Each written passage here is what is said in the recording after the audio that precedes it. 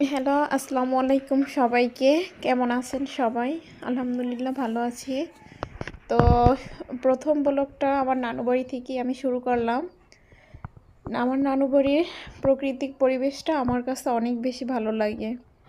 তো প্রতিবারই যখন নানু বাড়িতে আসি, তো নানু বাড়িতে আসলে মন অনেক ভালো থাকে।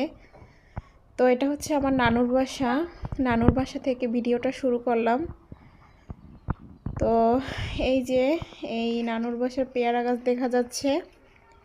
পেয়ারা গাছগুলো অনেক পেয়ারার যখন হয় না, পেয়ারার সিজন অনেক সুন্দর সুন্দর পেয়ারা হয়।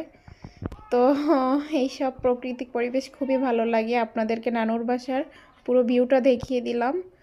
তো কার কার কাছে ভালো লাগে এরকম গ্রামীণ পরিবেশ অবশ্যই কমেন্ট করে জানাবেন। এই যে এই পাশ দিয়ে আমার নানুর হাতের লাগানো লিচু গাছ দেখা যাচ্ছে। তো এই যে শীতের দিনে বা এই সিজনে ধান কাটা হয়, ধানের নাড়া দেখা যাচ্ছে।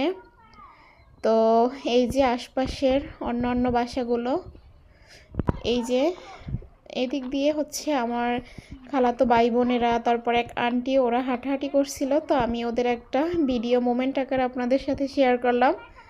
তো মামা বলতেছিল, এই আমাদের ভিডিও কইরেন না। আমি বললাম থাক, সমস্যা কি, একটু দেখাই। তো আমি প্রথমেই আজকে ভিডিও শেয়ার করতেছি। আপনাদের যাদের আমার ভিডিও পছন্দ অবশ্যই লাইক, কমেন্ট এবং শেয়ার, সাবস্ক্রাইব করবেন। এই যে আমি এদিক দিয়ে খাল পাড়ে আসলাম। তো খালে না শীতের সিজনে একটু পানি কমই থাকে। তারপর চলে আসলাম আমাদের নানুদের কৃষির বাগানে। এখানে শীতের দিনে নানান রকমের কৃষি লাগানো হয়ে থাকে, বিশেষ করে লাউ গাছ, তারপরে কুমার গাছ। এই যে আপনারা দেখতে পাচ্ছেন এখানে অনেকগুলো কুমড়ের চারা লাগানো হচ্ছে। তো চারাগুলো বেশ সুন্দর ছিল। আমার কাছে আসলে এই ধরনের পরিবেশে কৃষি দেখতে খুবই ভালো লাগে। আপনাদেরও কি তাই ভালো লাগে? তো ভালো লাগলে অবশ্যই জানাবেন কমেন্ট করে।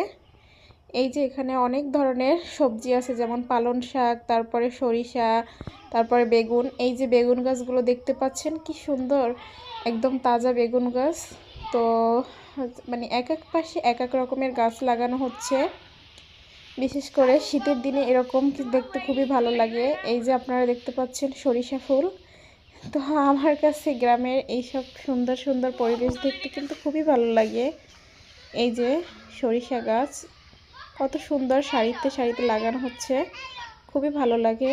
তারপর ওই পাশ দিয়ে লাউ গাছ দেখা যাচ্ছে, লাউ গাছে লাউ ধরছে। তো এই যে মামা হাঁটতেছিল। আল্লাহ হাফেজ সবাইকে।